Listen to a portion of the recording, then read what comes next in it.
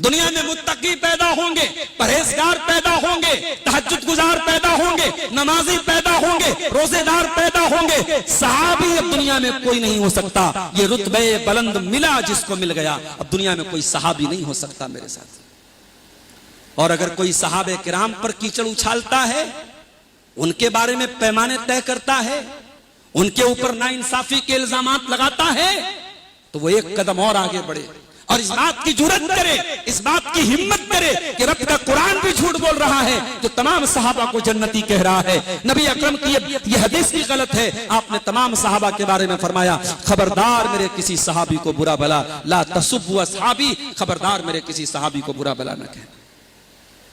किसी जमात, किसी फर्द, किसी कौम, किसी ऑर्गेनाइजेशन, किसी तंजीम को अगर परखना है कि उसका मनहज कैसा है, उसकी एक्टिविटी कैसी है, उसका अकीदा कैसा है, उसकी बुनियाद कैसी है, तो ये देखो कि सहाबे किराम के बारे में उसकी आइडियोलॉजी क्या है, सहाबे किराम के बारे में उसका नजरिया क्या है। अगर अपने बड़ों को तो कोई मासूम माने, अपने बड़ों की खता को कोई खता ना माने और सहाबे किराम को कटघरे में खड़ा करे और सहाबे किराम पर कीचड़ उछाले, तो समझ जाओ ये उस तंजीम की, उस ऑर्गेनाइजेशन की, उस फिरके की, उस तबके की गुमराही की निशानी है। मेरे प्यारे साथियों, सहाबे किराम के ताल्लुक से हमारा अकीदा बिल्कुल क्लियर है। हम तमाम सहाबे किराम को जन्नती मानते हैं और हमारा यह अकीदा है कि सहाबे किराम अल्लाह तबारक व तआला के नबियों के बाद रूए जमीन के सबसे नेक लोग थे। इनके जैसा न कोई हुआ है न होगा।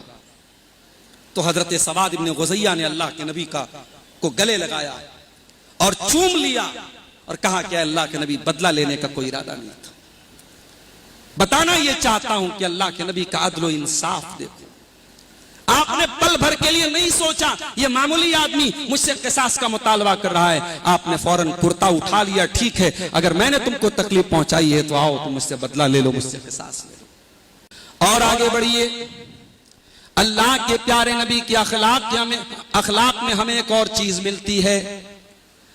आप बहुत बड़े साबिर भी थे। अल्लाह ताला ने आपके अंदर सब्र का मादा भी कूट कूट के भरा था। आपने जिंदगी में बहुत सारे हादसे देखे, ट्रेजेडी देखी।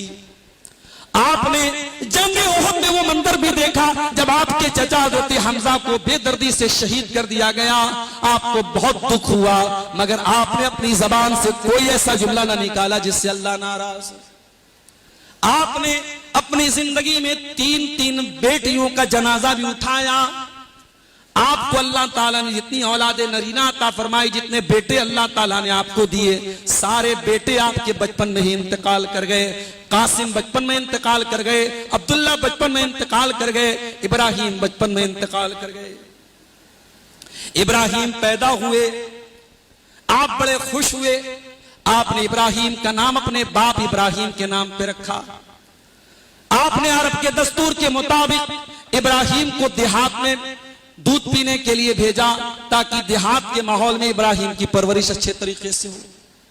जब इब्राहिम 1.5 साल के हो गए, आप सल्लल्लाहु अलैहि वसल्लम के पास खबर आई कि आपका बेटा बहुत बीमार है।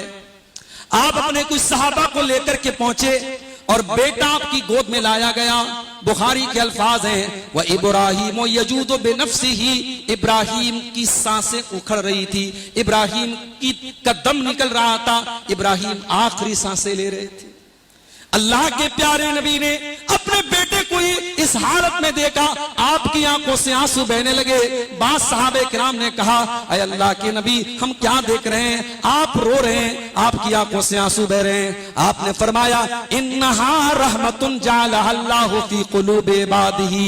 ऐ मेरे सहाबा, मैं अल्लाह का रसूल हूं और मैं एक बाप भी हूं, और ये बाप की रहमत के आंसू हैं जो बाप की आंखों से बेटे के लिए निकल रहे हैं। आपकी गोद में, आपके हाथ में आपके बेटे ने दम तोड़ दिया और आप रोते रोते कहते हैं, इन्नल आइना तदमा वल कल्ब यहज़ुन वला नक़ूलु इल्ला मा यरज़ा रब्बुना व इन्ना बिफ़िराक़िका या इब्राहीम लमहज़ूनून। ऐ मेरे बच्चे इब्राहिम, तेरे बाप की आंखों से आंसू बह रहे हैं, तेरे बाप का दिल गमगीन है, मगर तेरा बाप अपनी जबान से कोई ऐसी बात नहीं निकालेगा जिससे अल्लाह नाराज हो जाए।